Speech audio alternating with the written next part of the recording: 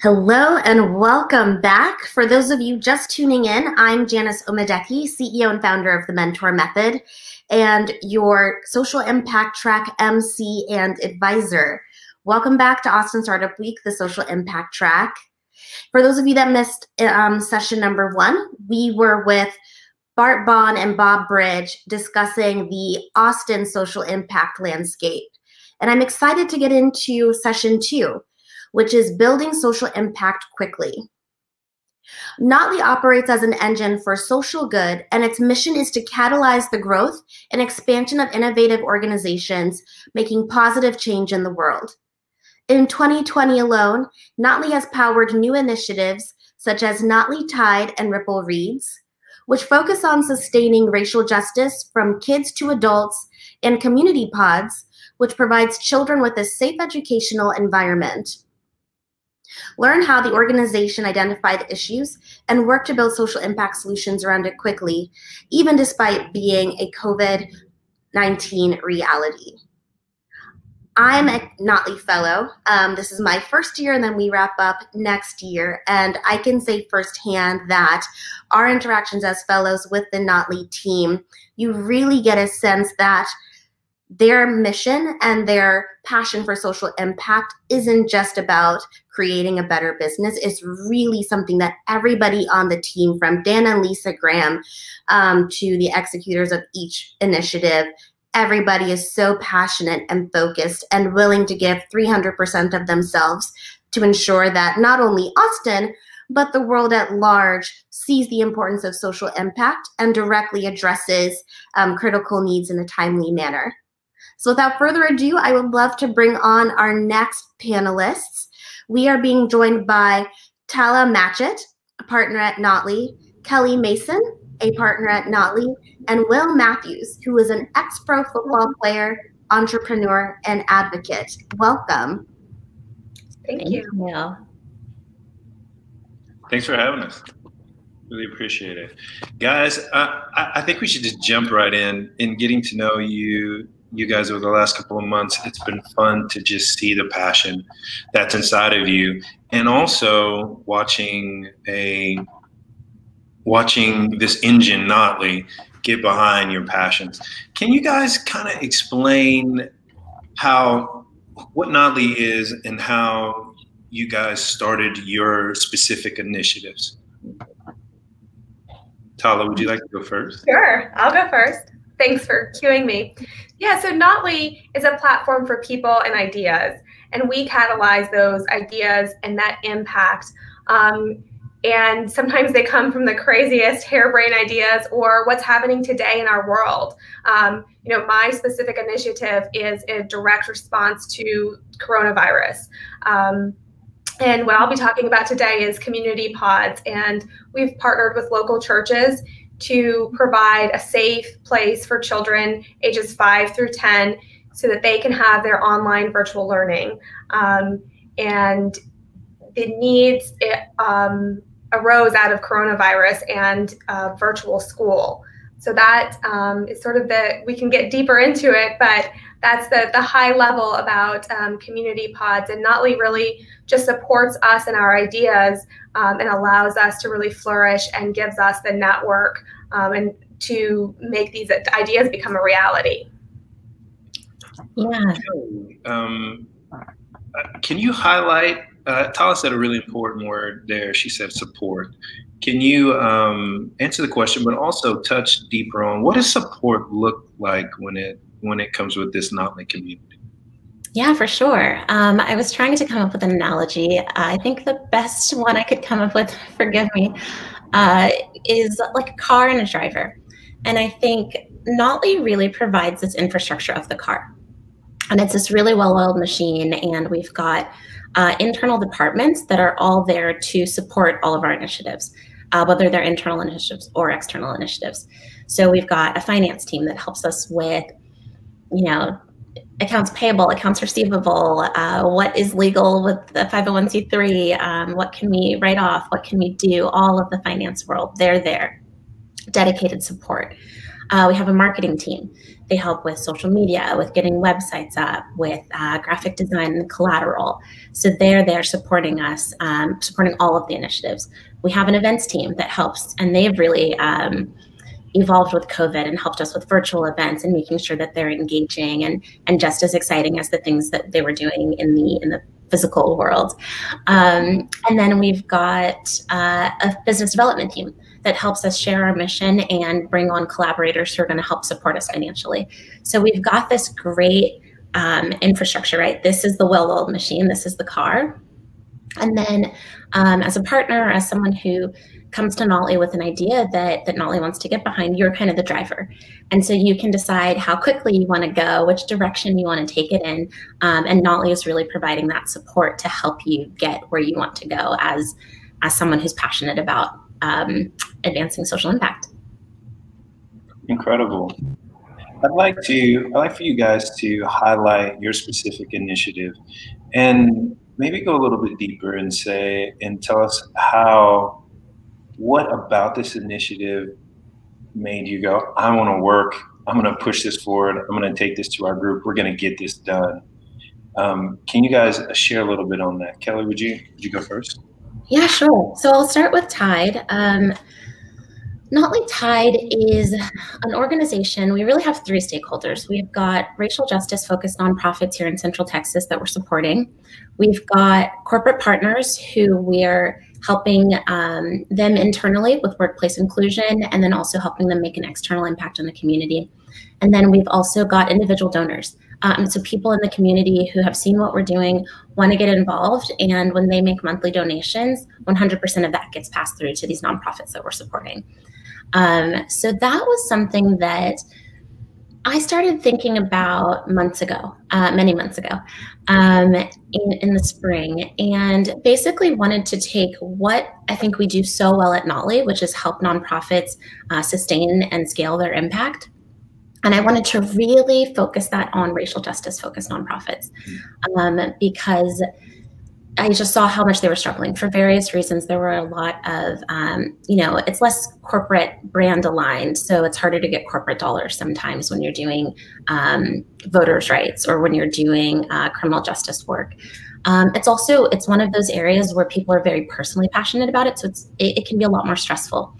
So thinking through all of these things, thinking we really want to provide support for the executive directors and the people who are working on these issues.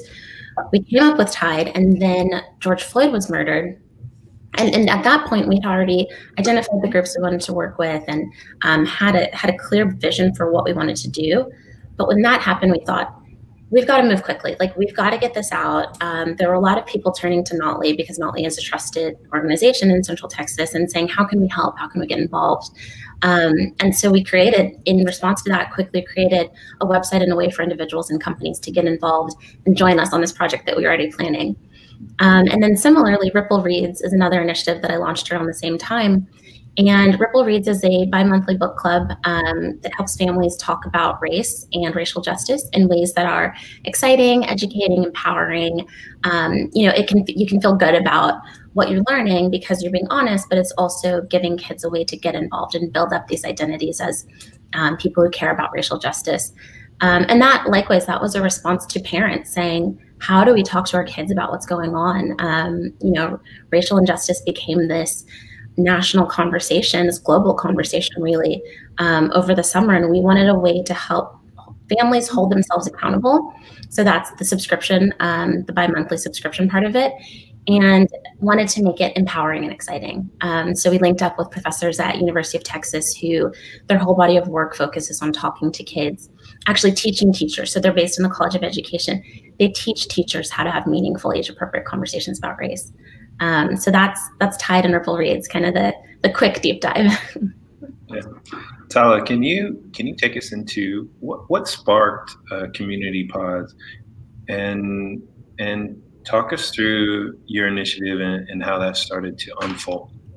Yeah, absolutely. So, this summer we were sort of looking into the fall, and we realized that we were going to be virtual, right? There was a lot of communication, but I saw many of my friends setting up these pods, and I just kept wondering, well, what happens to the children whose families can't afford a tutor and a private space for a small pod that's socially distanced, that you're in your quarantine squad? And I really just started digging, and I went on a listening tour. I started talking to churches. I started talking to nonprofit organizations. And I realized that there really wasn't a lot of options. There were some churches that were offering services to their community. YMCA was trying to help. And really, it just became this obsession, I will say, of mine to figure out a solution. And I told the partners, I said, I want to solve this. And I want to come up with a way that we can even serve 50 kids. If we can serve 50 children, that would be winning for me. Today we're serving, I think, close to 74 kids. Next week it'll probably be more. So I'm excited about that.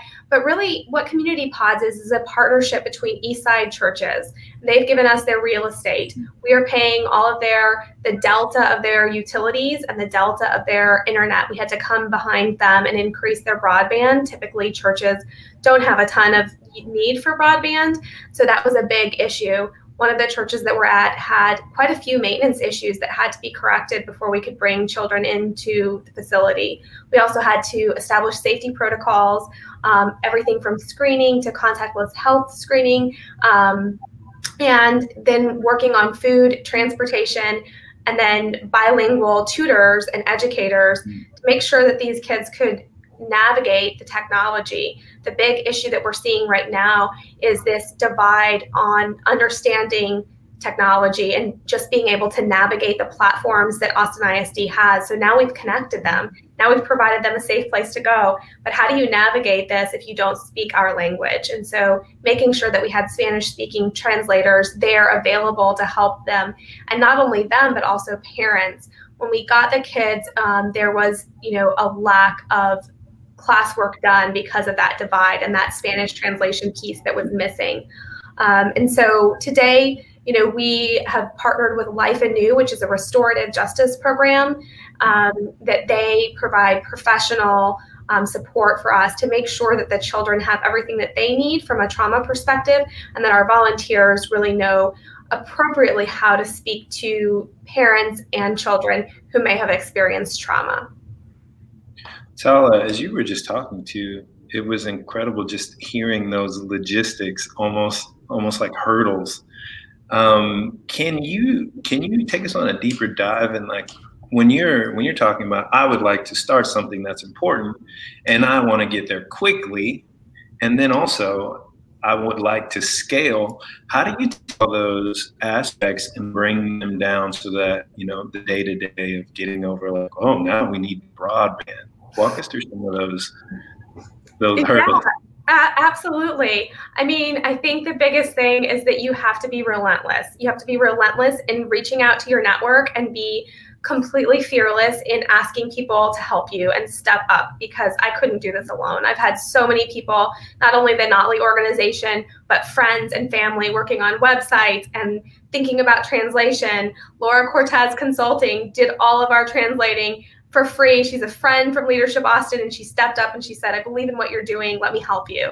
And so you have to really let go of your ego and say, I need help. And in order for us to get this across the finish line, that you just really have to be sort of shameless in your asks. And some people say no, and some people show up in a really, really big way. But yes, I think that the initial setup of our main facility was really challenging from an insurance perspective. We wanted to make sure that there was insurance in place to protect everyone. From a facility standpoint, they had not been housing children. They had a great facility, but it's 25 years old, and you could tell that there were safety issues. And so going through that, it's a long list. You wake up in the morning and you just start checking it off, and you just keep going. And it's like one of those things, like everything that you think that will never get done, at some point it does get done. And you're like, oh, next round of items that have to get, ticked off the list. Kelly, can you walk us through some of the same logistics on your side? I know that you've got 2 initiatives simultaneously, also little ones at home. And you are forging not only just a different path in racial justice, but you're doing two of them at the same time with all that stuff. Walk us through your process and some of the logistics and hoops and hurdles you've had to jump over to push through.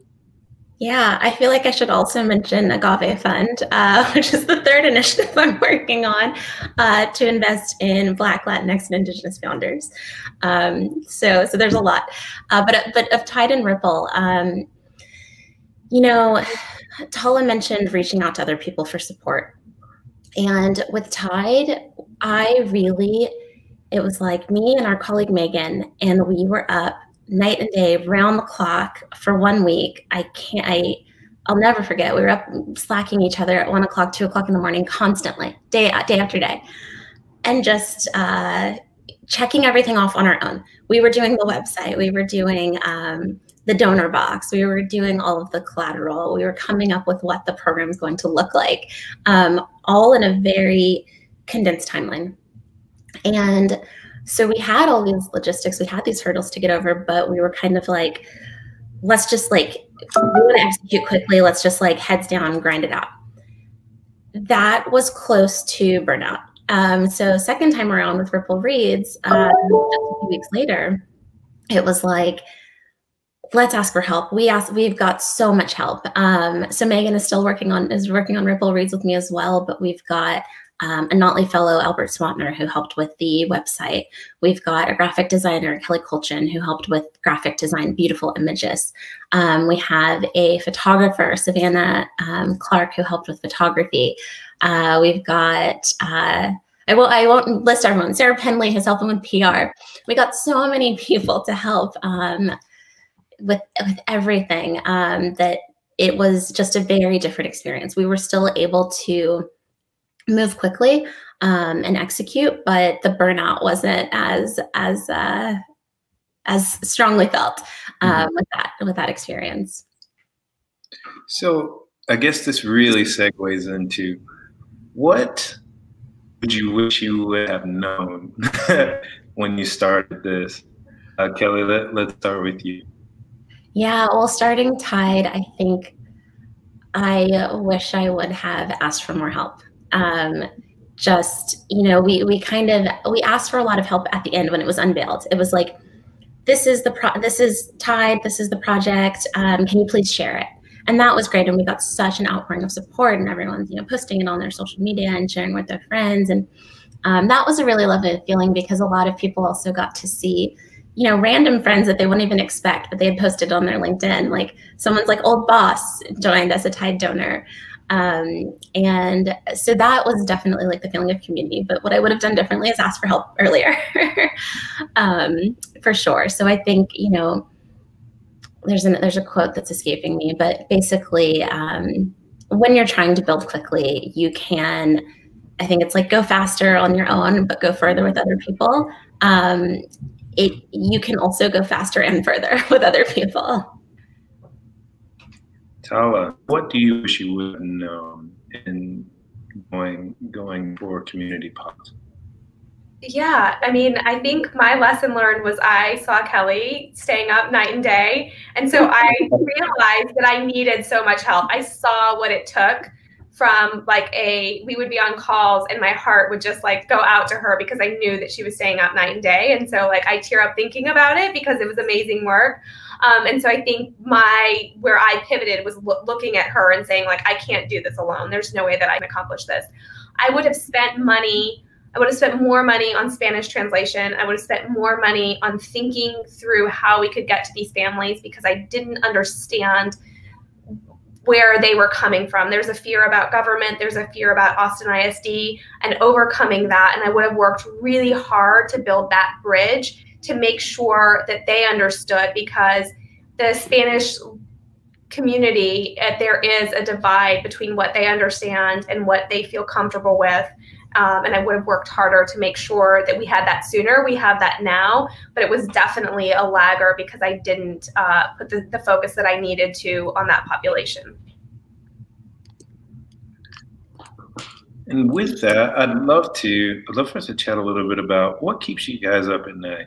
And you're creating these incredible initiatives, what keeps you up at night? And then what gives you that, I feel like I've succeeded? What does success look like in these initiatives?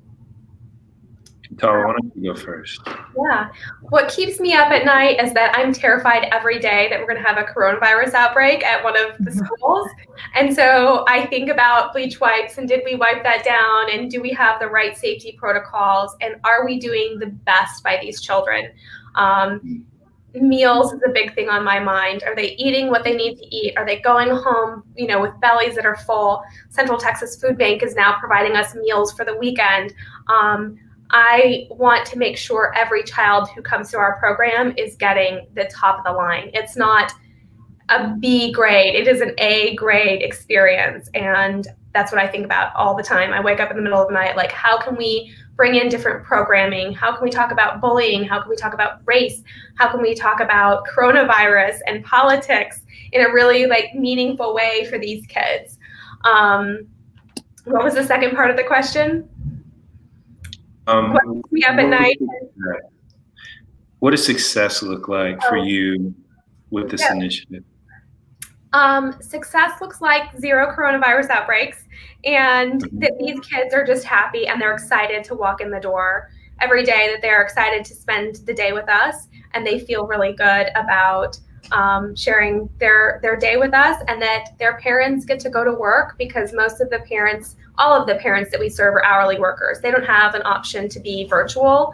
They're construction workers, they are maids at the W Hotel.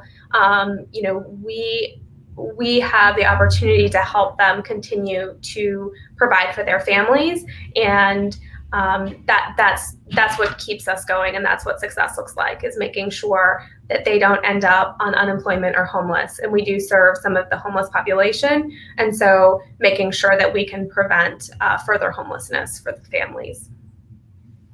Thanks, Tala. Kelly, what keeps you up at night, and what does it look like for success for you? Yeah, I think from a bigger picture, what keeps me up at night is at Notley, we've got this platform. We've, you know, to use the car analogy again, we've got this amazing car, right? And it's, I would say fully gassed up, but it's electric. Our car's electric. Fully charged car. And I think what keeps me up is wanting to make sure that I'm making the most of it. Right? We've got this opportunity to make impact. I want to take the most advantage of that, right? We've got the ability to do something, and my fear is like, am I doing the right thing? Am I doing enough of the right thing? Am I driving the car in the right direction? I think for success, that's harder. A lot of us have this entrepreneurial mindset, and I think with that comes this this never satisfied, right? Like, it's never done. There's always more and more, right? Like with community pods, I'm like, Tala, this is going to revolutionize education. Like, it's not done. So I think we've got this kind of, like I said, this entrepreneurial vision where you're never satisfied. There's not a point in time where I could see that, you know, we're done, right? But I also, having said that, I think of Ripple Reads and what we're doing there. And I think, wouldn't it be amazing if one day our grandkids are looking at old issues of Ripple Reads and they're like, what? You had to talk about this? Like, this is so obvious. If it felt like a clear relic, then that would be a success. So my grandkids will tell me. So I want to take some time for both of you to really give advice. I know we're going to open it up for questions here in just a couple of minutes, but if somebody's looking at a problem and they're ready to attack it, maybe even give advice like if you were talking to yourself before you started some of these things. And also in there, I'd like to make sure we haven't touched on this, but finances, numbers. Tala said 50 kids. Next week there will be more. I mean, these things are growing. How do you address that when you're actually trying to do something special? Like, this is the part of my heart. So give that advice to people who are watching. Kelly, can we start with you? Yeah, I mean, the word that keeps coming to mind is something that Tala said, and I aspire to more, but it's shameless. It's like you have to be shameless. You're not asking for, I think it's hard for people to ask for money, but you need money to do this, right? You need resources to have the space, to have the insurance, to print the magazines, to reach people about what you're doing, to keep the website up, right? All of these things do cost money. And I think you can be passionate about a cause, but if you're not able to sustain that, unless you have a trust fund, that's great. But if you can't sustain it, then it's going to be hard to keep up those nights and weekends that you're working on it. So I think the advice that I would give to people is just be shameless. Ask for, when you're asking for money to support what you're trying to hit, what you're trying to achieve, you're not asking for money for yourself. You're asking for people who want to join you and do their part in making that vision come to life. And at Notley, it's an interesting position because we're being funded for some things, and then we're also funding other things, right? So we've got corporate sponsors who are funding Tide, but at the same time, we're sponsors who are funding the Tide nonprofits. So we've got 5 nonprofits here in Central Texas that we're supporting financially through Tide. And I remember talking to each of the executive directors and development leads at those groups, and they'd ask, do we need to provide a report at the end of the year? And my response was, no, we just this is our way of thanking you. When we give you money, it's because we want to see this vision come to life, and we can't do it on our own, right? And we see that you are doing it, so take our money. And so keep that in mind when you're going out and looking for money, whether it's to build a for-profit group or a nonprofit. If you've got a vision of how you want the world to be, there are donors out there who might not be able to personally execute it on it, but share that vision and have financial capital to give you. So I think when you keep that in mind, you can build up your courage to be shameless and ask for money to keep the lights on. Tala, I'd like to morph this question just a bit. When there's something that you continually talked about, it was passion, obsession. So say there's you run into someone else with a similar passion as you, and you see it in them, and you're like, gosh, what would you tell them, and how would you help them take something and make it grow quickly or impact for change quickly? What would you say? Yeah, I mean, I think the litmus test is you must be willing to sacrifice pretty much all else besides your family.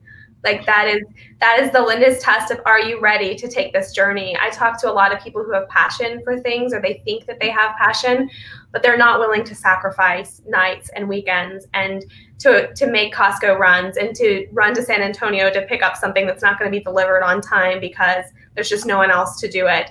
But if that true passion exists, I would say tether it and share it and spread it, because to Kelly's point, there is capital that's out there. And the more that you can be passionate and be super authentic about the work that you're doing, people want to fund that. People want to get behind something. They may not have that passion, but they have the vision and they want to be able to put their capital to work. And so again, shameless and passion. I think that those are the 2 words that you have to have if you want to do something quickly and to do the work, that is meaningful to you. Is you have to have both of those 2 key ingredients if you're going to begin. And Tala, I also want to ask you, talk about the numbers, finances, raising finances, maybe even setting key performance indicators inside of what you're doing. How do you measure? Yeah, so we set up a performa early on. We have an amazing CFO at Notley. One of the things that is the car that gets us going. It would have taken me, a few hours to set this up, and I think she messaged me in 15 minutes after I asked her. Completely set up, a wonderful performa, and so I was able to build that out and to see how much money I needed to fundraise and really start to understand the unit economics for per child. And so today it's $425 per child per month. I want to get that to $370 so I can serve more kids. But when you go to talk to funders, it really is about saying it costs X number of dollars per month. This is what my cost is. And having those financials really tight makes all the difference. If I'm just, yeah, I have 50 kids, yeah, I don't know what my budget is, people get hesitant, right? They want to have a metric that's associated with what you're doing so that they know the money that I'm giving is sponsoring one child or an entire school. And so I think, the big thing every day, it's a wish and a prayer that we're going to stay open tomorrow, right? And every day I go out and I ask another donor and I say, if we don't have this, tomorrow we won't be able to serve these kids. And guess what? Somebody comes through. And so again, it's every single day just continuing to be shameless and say, we need you to just surround us and support us. I know we're going to move into some questions. They're coming now, but I wanted to ask you guys a quick question as we're moving into the questions. Kelly, what do you get out of this? I know there's sure there's a ton of things, but what about the feeling that makes you go, yeah, this was worth it. I did it. I'm going to keep doing it. I'm going to keep pushing forward. What do you get out of this? That's a tough question because I think especially in racial justice work, you keep getting, it's like 2 steps forward, 1 step back, right? You feel like you're doing something and then Donald Trump won't condemn white supremacy, right? We have an elected president who won't condemn white supremacy. So it's tough. It really is. I know. It's like you have to laugh sometimes. It's insane. But I think just like knowing that it's going to take a lot of us doing this work. I saw something really great.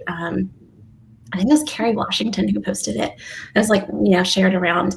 But with John Lewis dying and Chadwick Boseman dying and Ruth Bader Ginsburg dying and these heroes dying. And she was like, maybe this message is we can't rely on our heroes to do this work. We can't rely on these individuals to do this work. We all have to do our part.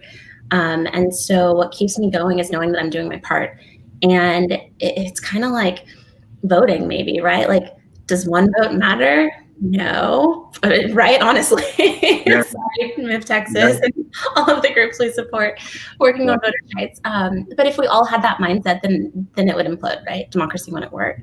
And similarly, what I'm doing is not changing what Trump is saying and what, the white supremacists around the world are doing. But maybe there's kids who are going to be empowered to stand up to it. Next time they face it on the playground, and they'll grow into adults who stand up against it. And like that, we call it ripple reads, in fact, because it is that ripple, right? It's that little small action that you're taking, and who knows what the effects will be. So that's what, makes me feel like I can keep doing it, is that we're tossing this pebble into the ocean and we'll see where the ripples take it. Tala, I want to ask you this question before we jump into our questions. But walk us through that feeling. What do you get out of this? Why? I know, right? When I walk into community pods, I see these little faces that are so happy to see me, and they say, "Miss Tala, will you take us outside? Can we talk about picnics?" And like, I'm tearing up. Like, there's no better feeling than to have children excited to be where they're at, safe and fed. Well said. Guys, we're going to switch gears a bit and go into the questions. And here's one. What is the best way to make sure that everyone is aligned when building social impact solutions? Tala, would you walk us through that alignment? Yeah, that's a great question. I think it's communication. It's that very beginning of what are we trying to accomplish here, but also knowing that we're going to have to pivot and we're going to have to iterate. And everything that we think today is necessary and that we spend time on is not going to be what we need to tomorrow. Constant communication. I'm on multiple text strings with churches, with educators, with nonprofit organizations, and it's constant. And what we're doing 3 weeks ago looks different than what we did last week, looks different than what we're doing this week. And a lot of that has to do with coronavirus, but I think that's with anything when you're building something, is to have zero ego and be willing to just say, let's do it. This is the right thing to do to attack this issue. Kelly, would you touch on this? What does alignment look like in building social impact solutions when you're getting everybody together? Yeah, I think when you first think about the word alignment, you think, everyone's on the same page, right? Everyone's moving and marching in the same direction. But I think really, if you peel it back one layer, it goes back to communication, like Tala said, and making sure that everyone, there's the saying that I like, and I use sometimes in job descriptions, being comfortable with being uncomfortable. So knowing that you're going to have to pivot, knowing that things will change, knowing that people might not have an answer, right? But we know that we're trying to get there together. And so I think when you're trying to make sure everyone's aligned, it's not making sure that everyone's got the same, exact marching orders. It's making sure that everyone is on board with the mission and excited to take it and run in whatever direction we need to run in. And when you've got 3 initiatives moving all at the same time and they're all coming off of different, it's almost like, like baking and cooking. Everything needs to be, they've all got their times. How do you communicate and how do you keep alignment over so many projects? Yeah, it's a lot of communication, a lot of trust too. So with Notley Tide, Min Vu joined and he's really running it. I mean, he's probably 90% of Tide is Min. And with Ripple Reads, Megan Ambrose, she's really, probably up to 60% and growing that she's running with Ripple Reads. And with Agave Fund, I have Ethan Monreal Jackson, who is, my co-conspirator, and we're probably 50-50 on it. So it's having people that you can trust. I trust Min and Megan and Ethan entirely. They speak for me, right? We've had enough conversations. I know that we're philosophically on the same page about what we want to achieve with each of these initiatives. So I never worry when, we just made our first investment through Agave Fund last week. And so I was really busy with that and I couldn't be as present with Ripple or Tide, but it did not keep me up at night at all. I did not worry that, Megan and Min couldn't do what they needed to do. And likewise, they know that they can always reach me. And if they needed me, I can help. But I have that trust that I can step out for a few hours or a few days and it's all going to keep working. Thanks, Kelly. We got another question here. We touched on this a bit, and I think this one is leading into a little bit more of the logistics, a deeper bit. Knowing what you know now after building out your social impact programs, is there anything that you would have done differently to make things easier or run smoother? Can you guys give me a couple of just super tangible things that you would have done? Tala, can you start us off? Yeah, mine is super specific. I spent a lot of time on the top with Austin ISD administration and superintendent, and the superintendent was changing, school board.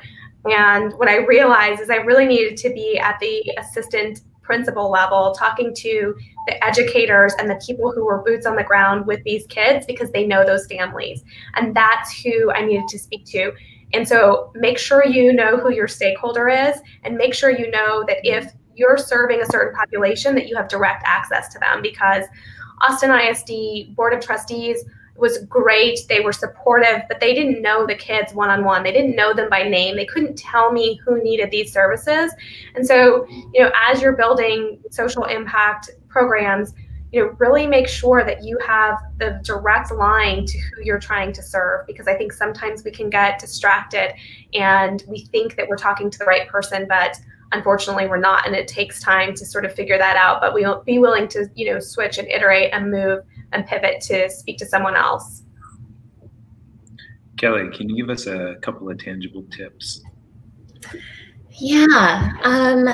One thing we've touched on throughout this conversation is asking for help. I think that is the most the thing that makes things run smoother, makes things easier. And when you make that ask, be very specific, right? Because everyone is busy. So have your ask ready. Say, Will, I need you to moderate a panel. Have that ready, and just not versus like, Will, we need help. And be specific. Have that ask ready. Don't be afraid. Be shameless when you're making your ask. The other thing that crossed my mind is, I think that it's tough. There's a few, with Ripple, there's examples I can think of, Ripple Reads, examples I can think of things I could have done, that we could have done to like get more organized before we just like launch out into the world. Similarly with Agave Fund, we like had this idea, and then, we talked about it for a while, but once Dan gave us the green light, like 2 weeks later, we were making our first investment. And so I'm like, this would have been, we're like these threads and threads and threads of emails, and not streamlined at all. And part of me is like, oh, we should have streamlined that process. But the flip side of that is, if we had streamlined that process, we would have missed out on ShareShare, which was our first investment, and is this amazing investment I'm so excited about. I personally invested. I'm like, I'm going to be rich. No. But if we would have done the things that make it run smoother and make things easier, we would have missed out on some opportunity. So there is a little tension, right, when you're talking about building social impact quickly. Sometimes you just got to go out there, and it's going to be rocky, and there's going to be more hurdles in front of you because you did not plan ahead, but you're still going to like make that impact, or meet that goal. So I think go for it. Don't worry too much about getting things in order before you start. It's going to be messy. It's going to feel messy. It's going to feel chaotic. And I think it's just leaning into the chaos and saying, like, every day we're doing our best, but it's definitely not going to feel like some very well orchestrated, well organized organization. It's going to feel uncomfortable and like you're forgetting something at all times. Yeah, and you will be. That was the other thing we talked about. Don't let perfect be the enemy of good. So a lot of times people get so caught up when you want to launch this social impact or anything you're launching out into the world. You want it to be perfect. You want everything to be beautiful. But sometimes that's going to keep you from actually doing it, right? Sometimes that's maybe rooted in fear, or maybe rooted in perfectionism, and you miss the boat. So I'd also caution people to fight that impulse to make perfect be the enemy of good. So I think the last question we'll chat about is, it seems like you guys are not trading the bumps and bruises for a well-traveled path. You both are very going at it in different directions, in different ways. Can you tell me how important your partnerships and the people that you're working with have been during the process of, I guess, moving quickly or moving far? Kelly, can you start? Yeah, I think it's such an amazing support system, encouragement system. We have a channel on our internal messaging Slack that we share our wins, we share our encouragement, we share our fails as well. And having that cohort of people who are equally invested in your success, because we're all part of Notley and we're all wanting to, not for Notley to move forward, but they're invested in you succeeding too, and making sure that, if you've got a question, they're there to help you. If you need an introduction, they're there to help make it. If you just need to like vent about how terrible something is, they're there to listen. So it's crucial. And if you don't have, if you don't have a Notley, if you don't have that official infrastructure, then I'd say find friends who are part of this community. You can go on Facebook Meetup. I'm sure there's online communities of people who are doing this, who are there to cheer you on and to commiserate and provide advice and all that. So Tala, how important is it to you to have a support structure in your tribe to work partnerships? Like tell us about that for you. Yeah, I think the big thing for me is that I feel like my partners are cheering me on, right? Like they may not be actually helping me with the day-to-day, but when I talk to them, when I see them in meetings, they're checking in on me, they're making sure that I'm okay. they're saying, we love the work that you're doing. And having that person that keeps telling you, like, this is good work. You know, Kelly thinks I'm changing the education system. And I'm like, shit, that's a lot of pressure. But it makes me feel good that I have a partner at Notley that is cheering me on and is watching, you know. So I think that that's a big thing, is find people who are willing to support you. If they're your friends, if they're your partners, if they're your family, it goes a long way. Well, guys, I want to thank you so much. We're 1 minute warning, and this has been incredible, just getting to know a bit more about the nuts and bolts and behind the scenes of what you guys do. It's really easy to see the wins and not get to see the bumps and bruises that you get. So thank you, everyone, for coming. There's information to connect with Tala and Kelly. They're on LinkedIn, and they have some wonderful initiatives that are community pods, Agave, Ripple Reads, Notley Tide. There's a lot of things going on. Get in their world, listen to them. They're really great. Great. Thank you so much. Thank you. Excellent. Well, Kelly, Tala, thank you. This was fantastic. A few takeaways that I heard. Be fearless in asking for help and seek collaboration. And when you do, be specific. And if you ask for help earlier, the proof point is that you can go faster and further with other people. Tala mentioned leveraging Spanish-speaking experts that helped her understand cultural differences.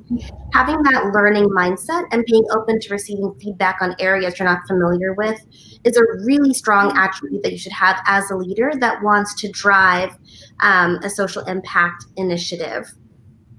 And lastly, the work is never done, and you can make a lifelong impact that changes the way people learn, grow, and have access to resources. Thank you again to the Notley team. If you're interested in helping Notley with their initiatives and provide support, please visit www.wearenotley.com for more information.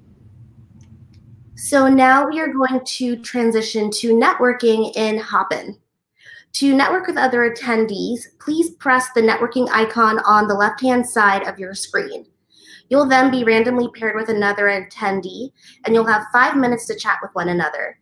If you'd like to continue your conversation after your session, click the Connect button at the bottom of your screen, and you'll both receive an email from Hopin that will help you connect with one another later on. So happy networking, and come back. 2:45, we have a really great panel on civic engagement, civic participation, and all things politics. You're not going to want to miss it. So enjoy the networking, and we'll see you soon.